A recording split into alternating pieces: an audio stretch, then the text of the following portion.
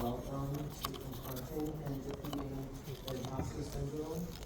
First and foremost, we'd like to thank Richard and Charmaine Ashby, co-founders of Literacy Nation, for sponsoring this program. Literacy Nation is free and open to all librarians. Please visit their website at literacynationinc.org.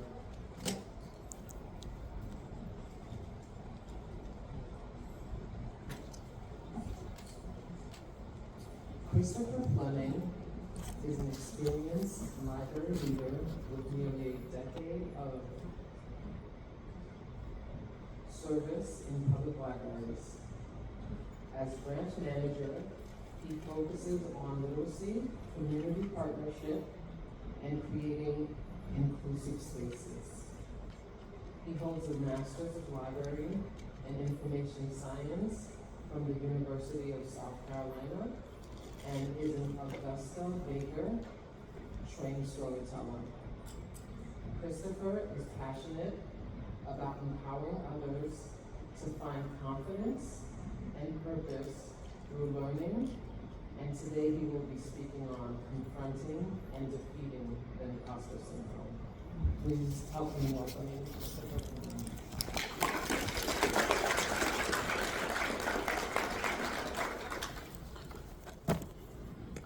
Thank y'all so much. What's going on, y'all? Y'all doing all right?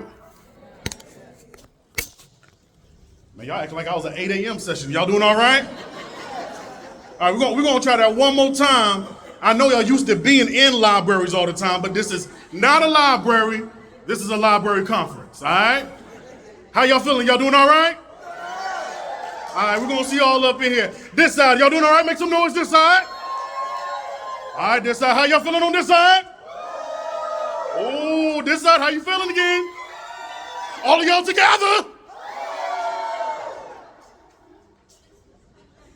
All right.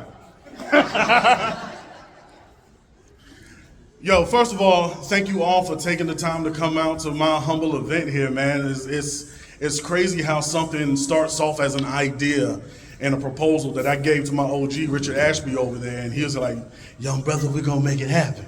You know, and sure enough, we made it happen. It was a year, almost to the date, when we was in NCAL down in New Orleans, where I met a few of my colleagues in person here that I'm seeing once again in person, and we was talking about this topic called the imposter syndrome. And before I get into it, I want to set the tone so everybody really understands where I'm coming from with it. Because when I was having these conversations with my library colleagues, this is from the African American perspective when we're dealing with the imposter syndrome here. This is not to say that anyone else will not be able to get any tips and jewels from it, but just understand the context in which I was having this conversation. So primarily, this is going to be for y'all, but it can be applicable to all. Ooh, that was a bar. You know, I'm an MC at the end of the day, you know what I'm saying? So sometimes random rhymes come out and you gotta be like, that was hard. That was one of them. So the conversation started last year at NCAL when we was in New Orleans, right? And I remember having a conversation with some of my colleagues that are here right now. We was in the food court of Caesar's Palace, talking about the imposter syndrome. They say, Chris, why was you talking about the imposter syndrome of all places in the middle of Caesar's Palace? Because I don't gamble. If I lose $20, I'm flipping these tables over, son. So I say it's gonna be better for me to sit in this food court and talk about intellectual things rather than me losing $20 and y'all be like, librarian from South Carolina arrested because he lost $20 on the crap table. So this is what we was doing here. And to be honest with you, y'all, when I had a conversation with a lot of my colleagues, it broke my heart. It broke my heart to see so many of my beautiful black faces that's dealing with this weight of the imposter syndrome. to feel that they don't belong in certain places, even though they went to school too and got their master's degree as well, just as our white counterparts, just like our other counterparts, or whatever the case, other people who might be making them feel like imposters. We did the same work that y'all did. I had to sacrifice. I ran a library branch, a family, while going to school full time, graduated with a 3.917 GPA. Yes, I did. So I'm not going to go through all of that to feel like I'm an imposter next to anybody, because I know that you did your work for you to get your degree as well. I'm not in no competition with none of y'all on that respect. So having this conversation with my brothers and sisters, and it's breaking my heart, like literally almost bringing me to tears, because I understand that most of this, all of this, is a mind game. And me being the studious brother that I am, I said, you know what? I know there has to be a historical context in which that this is rooted, particularly within the African American community. So let's do a little bit of digging. So the first book that I dug into was this one right here. It's called The Miseducation of the Negro by Carter G. Woodson. I believe it was written in 1933, I believe. 1915 originally? Could have been written yesterday.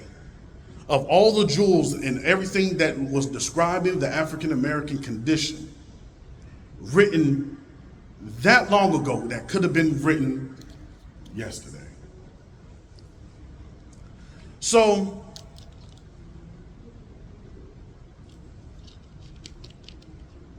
one of the things I juxtaposed the miseducation of the Negro with was a speech by Malcolm X. And in this speech, he was asking us, who taught you? Anybody remember that speech?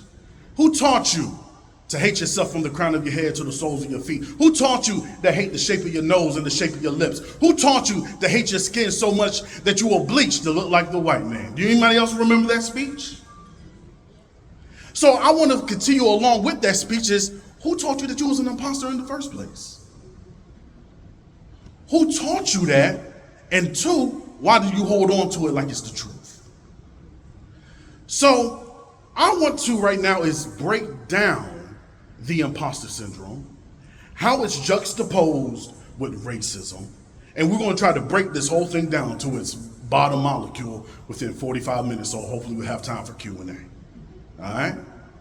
So, when we speak of racism, especially within our library worlds, it's easy to say what racism is. We point at it. That's racist, he's racist, she's racist, that's racist. But if we stay within the realm of what is, you're never actually going to solve it. You're never going to fix it. So I'm going to show you the why behind racism. The why is the lifeblood of racism. And once we understand what the why actually is, now we're able to position ourselves to navigate ourselves around it. Because now we know why it exists. So another book that I got right here is called The Society and Culture in the Slave South. Chapter 5, The Mask of Obedience, Male Slave Psychology in the Old South by Bertram Wyatt Brown. He said this: for the newly acquired Africans, the requirements of docility and abject obedience, masters believed, had to replace traits associated with manly independence and self-direction. So let's go a little bit deeper here. First thing that we have to recognize is these are two different beings being talked about. It was the newly acquired Africans, and then there was also the slave. For the newly acquired African, that is the human, that is one that has a sense of self-direction, that is the one that has self-realization over here. And then there was the slave that had the requirements of abject obedience and docility. So for this slave to exist, the human traits of the free African being had to be stripped away from this for this to occur. Y'all follow me? So if the African, your humanness stays over here, you can't be this over here. These two things cannot coexist. So step one in breaking the imposter syndrome, decide who you are right here, right now. Are you the slave or are you the free person? That's step one. Because when we talk about slavery, and the rulers of the plantation and things like that, what were they called? They were called slave masters, is that right? They were not called men masters, women masters, human masters, free being masters. The only time they were able to be a master of anything is if one was a slave. And for that slave to exist, requirements had to be set. Again, abject obedience and docility. So what does that mean again on a deeper level? Racism is a social contract in which both slave master and slave have to agree with the preconceived definitions of both of them. They have to agree that the oppressed has to agree that one, that they are the oppressed. And the oppressed will also have to agree that that person right there is the oppressor. We have to form ourselves under these definitions for this thing called racism to exist. Because the moment that either one of them either comes into some sense of self-realization and realize that this is all bullcrap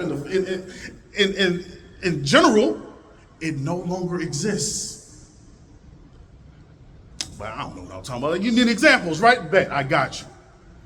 My favorite example that I always love to give is with my beloved ancestor, Mother Harriet.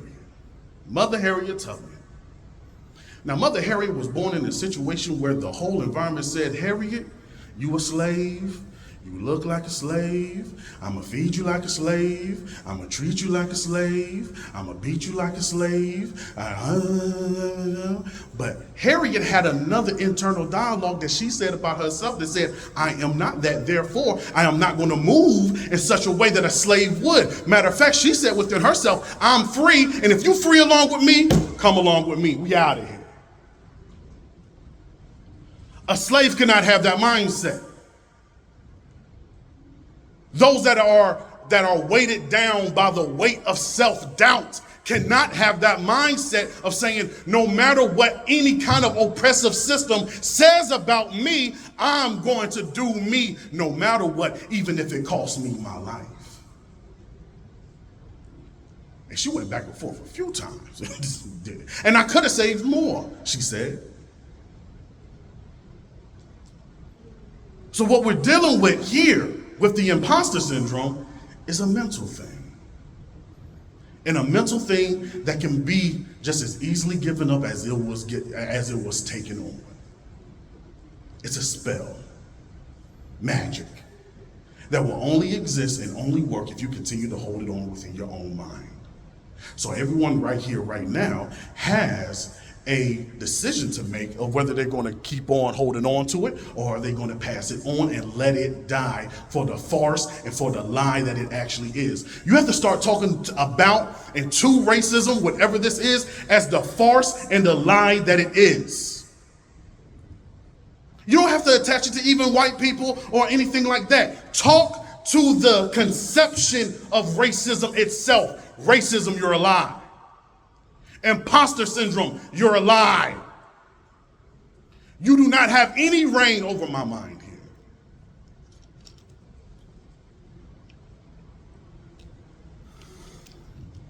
here. James Baldwin once said in The Fire Next Time, he said that you can only be destroyed,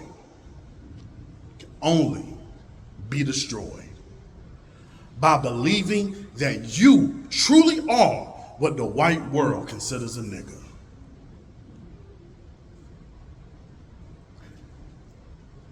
Sit on that for a second. Pause.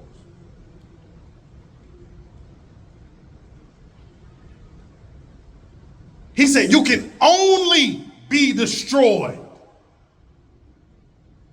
if you believe that you truly are what the white world considers a nigger.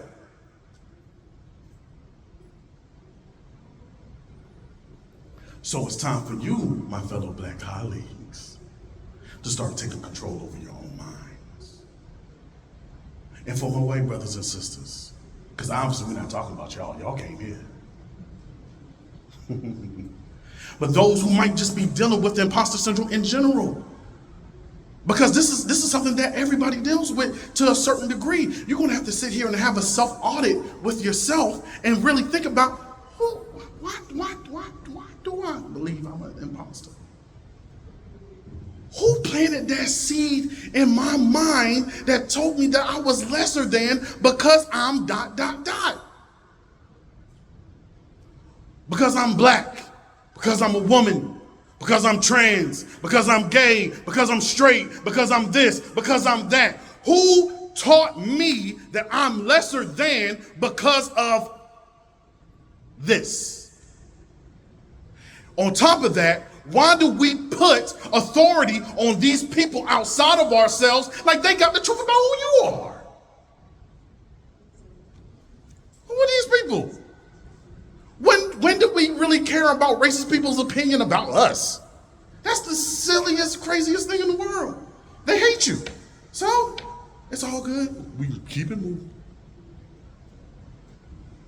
The reason that we love our ancestors so much, the reason that we have the icons within the library world and outside of the library world that we love so much is because they gave us examples of how to overcome anything and everything over immeasurable odds. But the problem is we worship our ancestors in the sense that we worship them and then we crystallize them in time like that. Oh, that's what Malcolm X did then. That's what Martin Luther King and them, that's what they did then. James Baldwin then. Then. Maya Angelou then. Andre Lorde then. That's not the African way. We understand that we are the continuations of our ancestors from the beginning of time. The reason that we exist right now is because the ancestor passed away. And they told us to get the baton and keep it moving forward. Not get the baton and run in circles. And that's what we're doing right now, running in circles. Trying to convince somebody who's not even interested in you, your life, or your ambitions of life or anything that you have value. We have crazy sayings like haters are my motivators. The hell with your haters. They hate you. But look, in this room right now, we got a room full of souls that are alikes. And I guarantee you that everybody that's in here wants the best for anybody else that's in here. Rock with them. Everyone in here has a resource and a perspective and a viewpoint of ways that they can help each other navigate through the things that they're dealing with in life. No matter your class, color, creed, or etc. Man, have we forgotten that we're all human beings? Have we forgotten that, like in this time of whatever anybody wants to call whatever, that we put so many divisions amongst one another that at the end of the day, 100 years from now, most of us ain't gonna be here anyway. What a waste of precious time of this beautiful thing that we call life. A blip of time in the grand history of things. So I challenge each and every one of us to allow the dead to bury the dead, as the Bible would say. Allow these things that no longer serve us to just no longer serve us. How has the imposter syndrome served you in any way positively? At what point did you say, oh, thank God I got the imposter syndrome today? Boy, if it wasn't for that imposter syndrome, girl, I wouldn't have. Boy, if it wasn't for that self-doubt, boy, I swear I would goddamn, woo.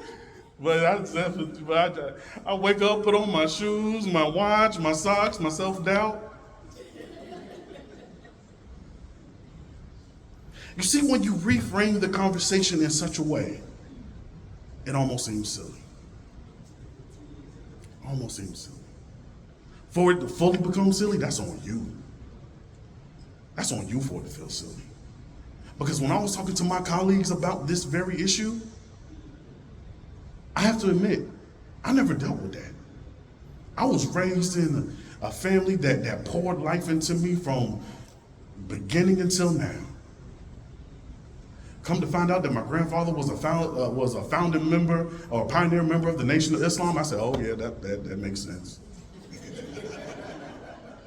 Yep. He became a Muslim the same year as Malcolm X. I said, oh, there it is. There it is. And like things that's so deep, like the last thing that my father told me before he died was be someone who makes me proud and study. That was the lineage that he charged on me. And I carry my father with me everywhere, right here, right now. And his lineage, and his lineage, and his lineage. That I found out that goes back all the way back to the A-Way people. And on my mother's side, the Mende, philosophers, and those who helped, build the structures of Timbuktu and everything like that. This is in my blood. So if anything else, I was here to help you. Shake that off of you. Shake them cobwebs out your brain. And I'm gonna give you a tool that I was given to help you go on through this process. All right, y'all ready for it? Y'all ready for it? I know this was a deep conversation, but damn, y'all ready for it? It's okay to laugh still. This side, make some noise. This side, make some noise. This side, make some noise. I know I got a deep voice, but that ain't that serious. Hey. I want you to say this sentence silently to yourself. Silently, like you're reading silently. Say this sentence silently to yourself. Say, I am seeing my future silently to yourself on the count of 3. I am seeing my future silently on 3. 1, 2, 3. I am seeing my future. Silently.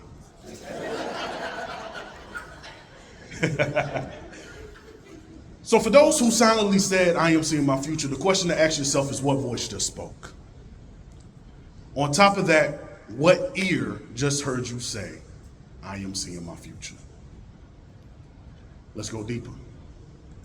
This time, when you say the term, the words, I am seeing my future, I want you to actually visualize what you would like your future to be. On the count of 3. Still saying it silently. On the count of 3. 1, 2, 3.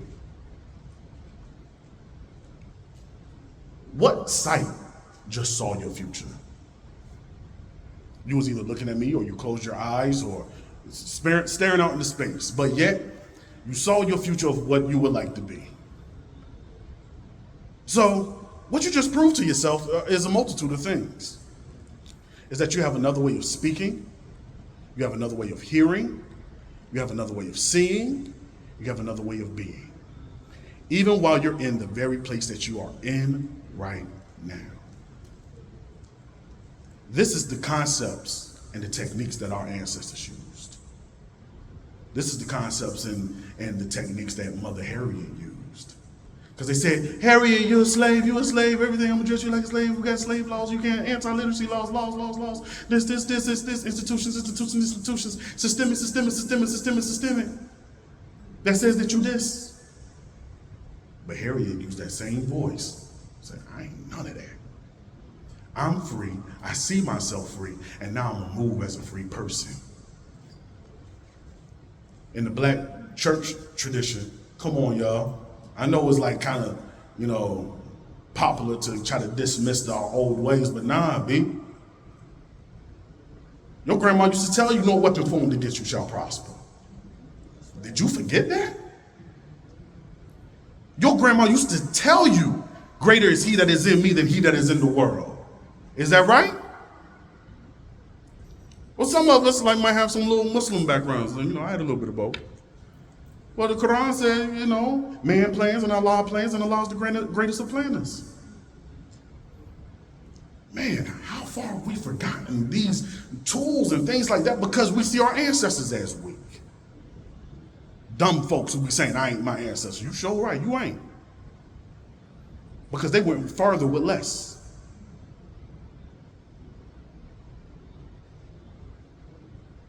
These are the tools that you will have to use in any way that you choose. Again, the context is for my African American librarian family. But these tools are for anybody. Y'all, I've said this exact same speech to elementary kids last week. Earth-shattering philosophy. It's better to get to them early. Do you have the courage to be you? Do you have the courage to be you? It takes courage to be here at the ALA conference and say, you're like, you know what? I'm gonna stand on my square and say, I'm not a victim that they're trying to force me out to be. I just graduated from USC and things like that. I had to defend myself and the dignity of my ancestors to my professors. I said, you are not gonna frame me nor my people as these weak, poor little Negroes that y'all trying to frame them out to be. I call it the poor little Negro syndrome. And you're not gonna feed me that BS. Got an A on that paper too.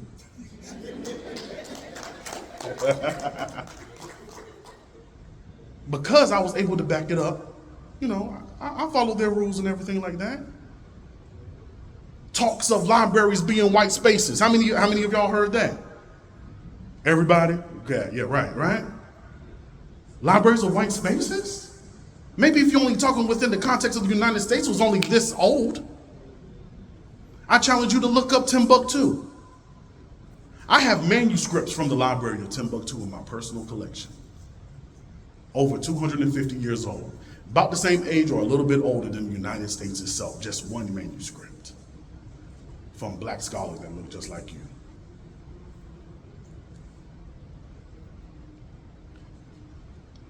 Timbuktu, the educational university of the whole world. Alexandria, the mythical Library of Alexandria. I know they tried to, separate Egypt from Africa, but it's not. It's there, in there, that landmass. It is. They tried to separate it because it's like, no, that's too good for them Negroes to have. So we got to try to separate Egypt from the rest of Africa. So aliens built it. Because it couldn't have been them. It couldn't have been you. But this is what Dr. Carter G. Woodson said in The Miseducation of the Negro. He said that the lynching starts in the classroom. And there's no worse lynching than to tell a child that his black face amounts to nothing. Self-audit yourself, y'all. Before you go to sleep, self-audit yourself. Who told you? And honestly, it doesn't matter who told you that. It's just a matter of seeing that it's within your psyche and saying, you know what? I ain't carrying it no more. Light as a feather. And now you're going to be able to navigate in different ways. And now you're not only going to be able to see the what of racism, now you're starting to understand the why behind racism. And now you can be like, no, I'm good. No, I'm straight. Nah, I ain't want none of that. You know what I'm saying? It's just dance around it. It's nothing. It's a farce. It's pixie dust. It's unicorn farts. But your mind makes it real. Your mind makes it real. And your mind can make it unreal as well. Today. Right now. It can end right here, right now, with the tools that I have given to you. That was bestowed upon me.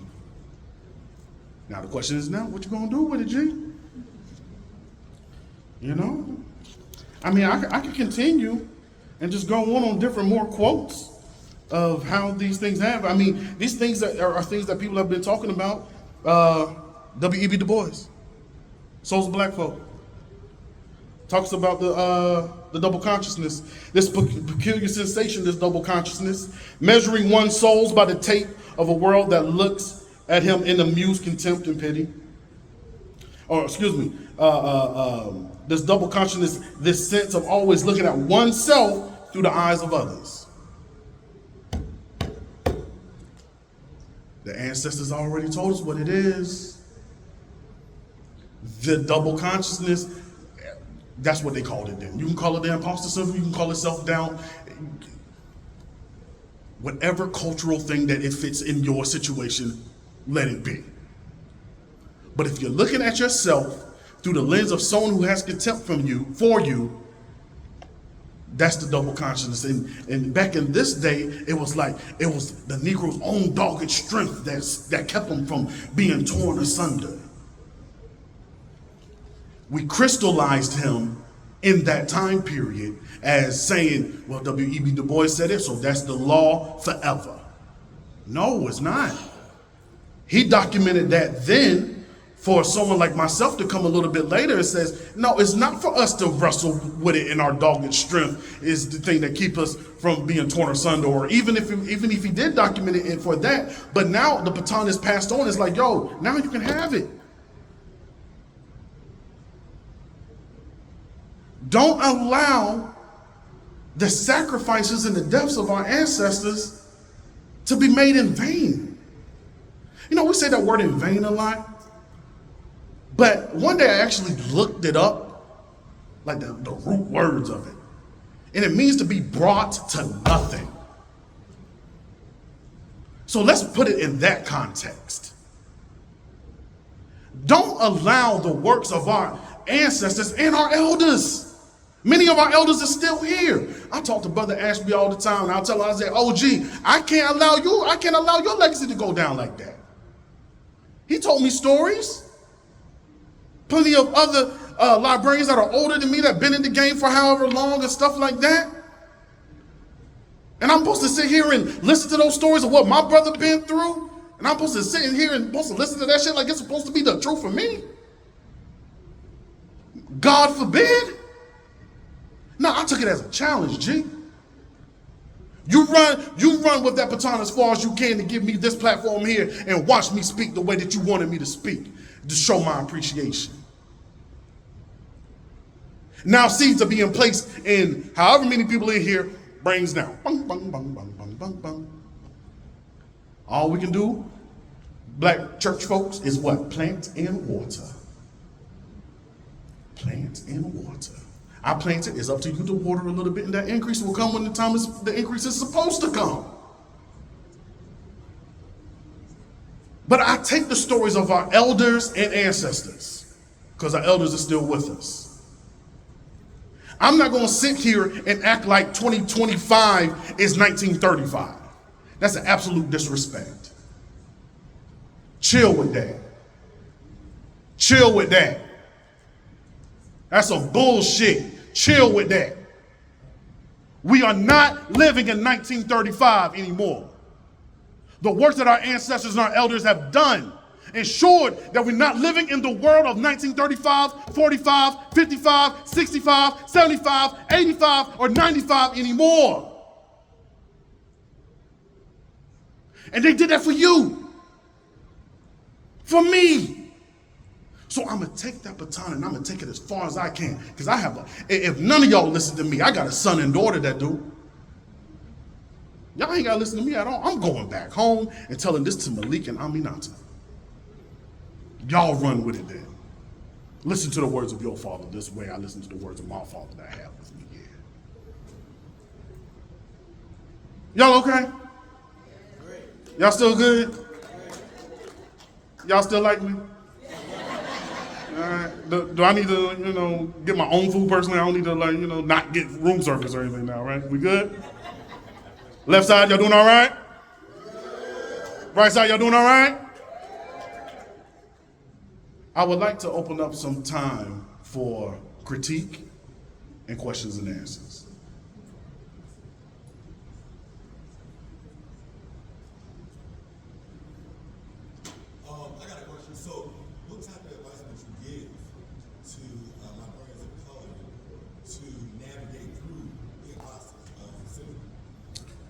one thing that you have to understand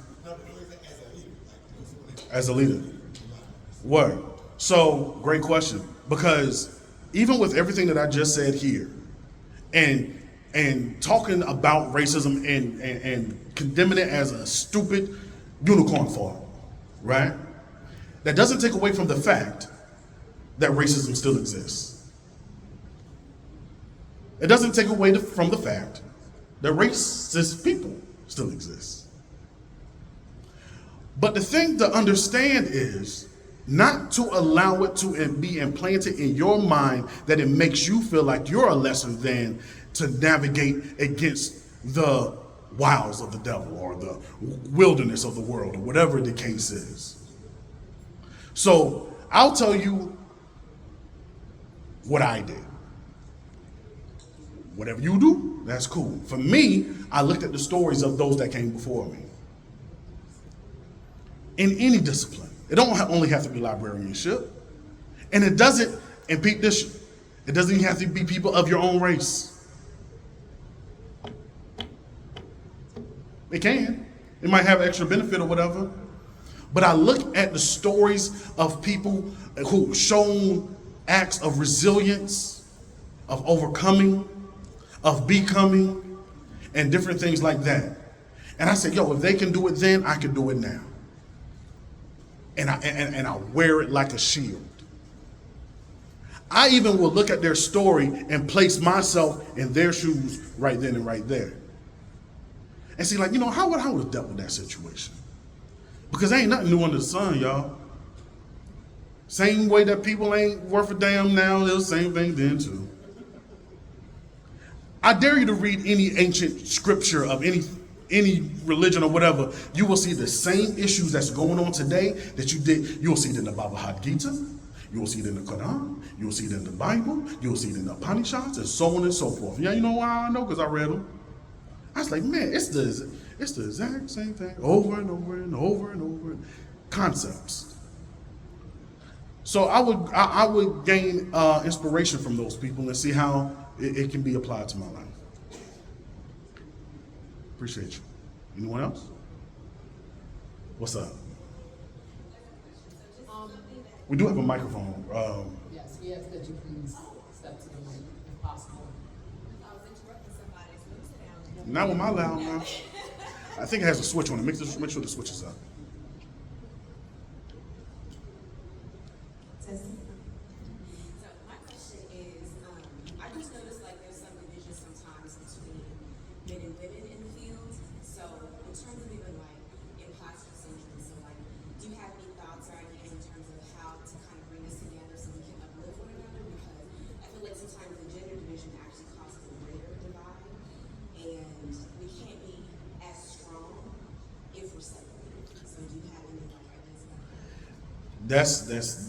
That's very true. The gender wars that we have amongst ourselves is destroying our community from the inside out. And the only thing that I can really recommend is those that are willing to have the conversation, those souls that are willing to come into spaces like this and actually stay for the whole thing. Those are the ones that we have to start having conversations with. Because to be honest with you, sister, it's not going to be for everybody. And we have to understand that. We have to understand that from the beginning.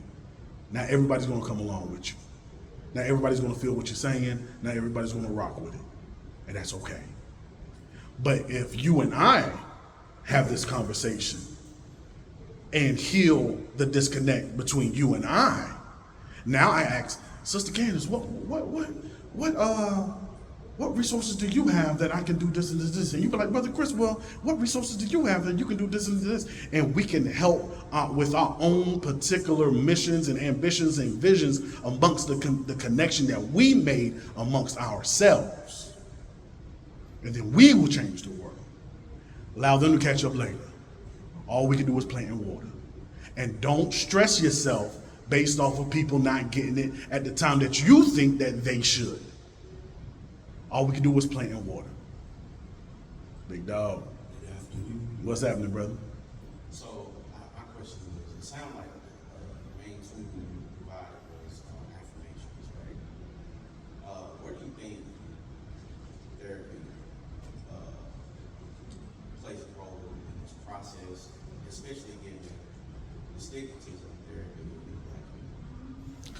That's a big one. And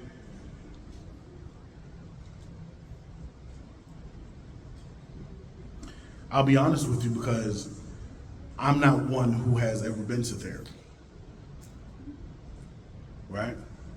But that's not for me to say that I don't understand the value behind it. But also, you have to ensure that the therapists themselves are feeding you nutritious mental food and not just affirming things that will make you comfortable. Because speaking against racism in its face is an uncomfortable thing because it's something that we have dealt with for most of our lives. Our own personal failures and shortcomings or things that we perceive as such. Then we look in the mirror and say, you know what, I'm not going to allow that to weigh me down anymore. That is one of the most brave things that anybody can do at any given time in history. Having the courage again to be you. So is there utility in therapy? Absolutely. If you feel you need to go to therapy to get someone to help alley-oop you in that sense, absolutely go. I'm never one to say not to use the resources that are available to you. But those therapists and things like that, these are all supplementary things outside of yourself. At the end of the day, you're still going to have to do the internal work. So I pray that if you do go through the route of their therapy, I hope you find one that really understands where you're coming from and help feed your mind and challenges you. Because you're not going to grow in comfort. You grow from confrontation and defeating the imposter syndrome. Shameless plug. Yes, my brother. Yeah. I think the therapy part is a very important part, and not just from the individual perspective, from a collective perspective. One of the greatest psychologists and therapists that actually existed was Dr. Amos Wilson. Amos Wilson, yes, sir. Amos Wilson actually wrote several different books about the core reasons why the ghetto and black communities were in the conditions that they were in, and it was actually assisting and helping people get out of that. He wrote a great book, last book, A Blueprint for Black Power, which is like a 900-page book. Yes, sir. It goes over a whole slew of different scenarios of how to deal with our particular situation. I met the brother today, Buwak. Yes, sir. And when we talked, I said, I'm going to be here. And I think that you're carrying the traditions of Dr. Carter G. Woodson, the traditions of Walter Schomburg, the traditions of John E. Bruce. A lot of those black people have been other individuals that were very impactful in terms of changing the trajectory from the social engineering perspective. And I appreciate what you're doing here today. Thank you. I appreciate that.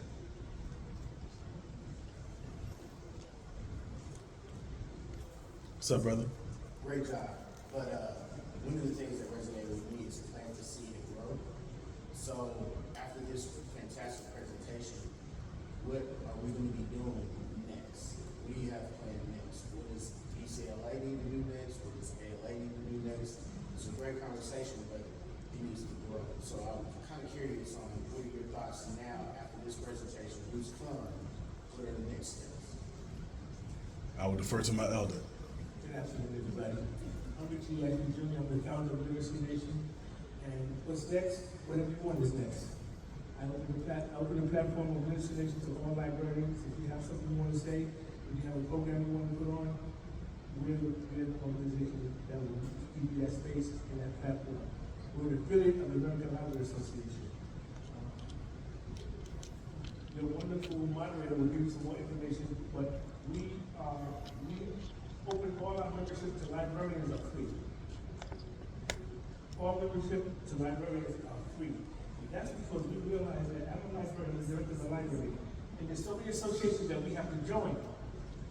And by the time we finish, now we can't get our nails done or our hair did. So I said, you know what, let's open up the membership free to librarians. And what we do is we cultivate independent author books. So in the last 4 years, we put over 4,300 books of the independent authors in libraries and cataloged them into the WorldCat. So that's what's next. If you're a cataloger, if you're not a cataloger, you want to learn how to catalog, that's what we do. If you work with independent authors and you want to do them into the World Cat, that's what we do. We have our own platform for the World Cat. So anything that you do in your library as a librarian, we're here to support you. And we can't tell you what we're going to do for you, but we need you to tell us what you need. And then we'll make that happen. I'm Richard Jackson Jr. Thank you. Yes, sir. And in addition to that as well, I'm willing to help build workshops and things like that as well. So that would take those who might be leaders within the library world if you get me out to where you need me to be, and we can work, you know, the specifics out, and we can do workshops and things like that as well. I thought he was about to ask that question. What's up, brother? What's going on, guy? I like that hat. Thank you. First of all, I would like to applaud you, for having the confidence and the courage and wherewithal to come and deliver this message. And I know that you talk about caring and the time and things of that nature. I myself, a long time ago, I had to overcome what we're talking about today. Yes, sir. Talk about it. First, Southside Chicago. My family moved to Alabama, so, red state. Of course, we know the percentages of black male librarians as a whole. We can just imagine what I deal with on a day-to-day basis as being a black library director, black male library director in Alabama. So, Yes, sir. I'm in spaces all day where if I'm not, taking to heart the message that you're saying today, I would be an imposter every day. Right. That's a message I try to carry, to youth. I might not articulate it as well as you do, so it's great that you say that you're going to start developing workshops and programs, because I would love to, work with you outside of my personal relationship. Yes, sir. And kind of continue to develop that message up and say, if we have the times that we need to carry, I would love to, push that message to the youth and I as well. So, much congrats to you. Man, I appreciate it, man. Thank you, brother. I've had plenty of conversations with this brother right here. Been down in New Orleans, you know what I'm saying? So, and this brother's a library director, a position a lot of us think we would like to be in. It's not easy. You heard what I said. A lot of us think we would like to be in, but I admire you as well, brother, and I'm proud of you. And I know it's not an easy feat. I'm in South Carolina. I'm in a red state. I happen to be in a blue county, but I'm in a red state too. You feel what I'm saying? And that element does exist. You know what I'm saying? But we just come from a people with such style. Like word to hold. So we got to dust it off our shoulder, baby. Keep it going. You know what I'm saying? If we're gonna fuss about it, we fuss about it to our wives and stuff like that, so they can pour life back into us, and so we can go back out into the world and do what we got to do. So that's the importance of family and having that village of sorts. So even if you don't have a wife or a significant other in that sense, the brothers that I know, all of us in here are part of like a group chat on Instagram. That's how we met each other initially. And sometimes I hit up brother Billy, man. Billy is one of the most frequent persons on my phone right now. I said, man, let me tell you today was a day. Brother. And then he'll hit me up. And sometimes you just need to vent to somebody that's 2,000 miles that way. You know what I'm saying? Way over there, Hit up Brother Carlos plenty of times with frustrations and we've talked about, brother, I'm telling you, if you master the art of communication, it can help you navigate in such a way that we just bounce ideas off of one another. Me and Sister Candace, she has different panel discussions and things like that. Each of us have little pieces of the puzzle that we can put together that we have right here, right now, especially in this age of the internet. It's a great equalizer for any of us that feels like they need to be leaders within their particular communities to do so. Reach out to your people, they out there and they waiting for you and your voice. They might not have the courage that you have, that you just recognizing that you do have. So step into it, and I guarantee you, man, people are gonna reach out to you from everywhere. I talk to people from Kenya, Nigeria, Tanzania, all over the world, just because I just happen to talk on a microphone. Any other questions? We got about 10 minutes left.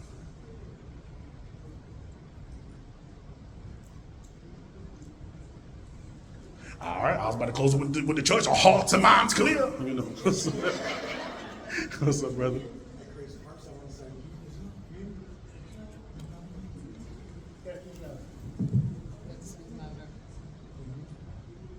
Anyway, I'm about to say, you talk too much because I was just about to ask you, like, how important is like a village to you as far as your affirmation, like, how important is it to have like a network, a group of people to affirm you when you're not feeling that confident, you're not feeling like you're in that spot?